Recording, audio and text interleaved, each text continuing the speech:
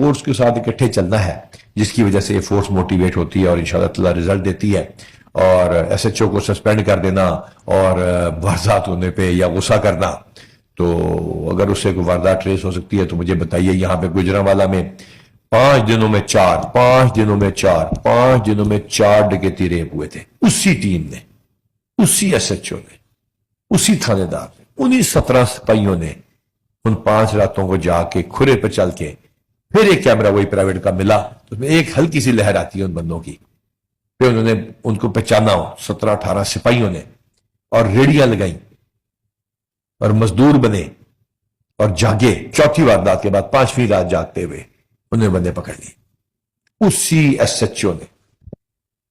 تو سسپینڈ کرنا بہتر تھا، اس پہ اعتماد کرنا بہتر تھا اپنے ایس ایچ او پہ. آج سی پی آفس لاہور میں ایک تقریب منعقد ہوئی جس میں inspector general of police Punjab doctor Usman Anwar صاحب نے اپنی فورس کو انعامات اور سرٹیفکیٹ سے نوازا ہے. دوران گشت جب مجھے اطلاع ملی کہ ایک واردات ہو گئی ہے، ایک تاجر جو تھا وہ شہر سے پیسے لے کے دیہات کی طرف اپنے گھر کی طرف جا رہا تھا، تو مجھے 7 سے 8 منٹ میں انفارمیشن ملی کہ ڈاکو نے واردات کر لی، اس سے پیسے بھی سنیچ کر لیے اور اس سے 125 بائک بھی چھین لی ہے.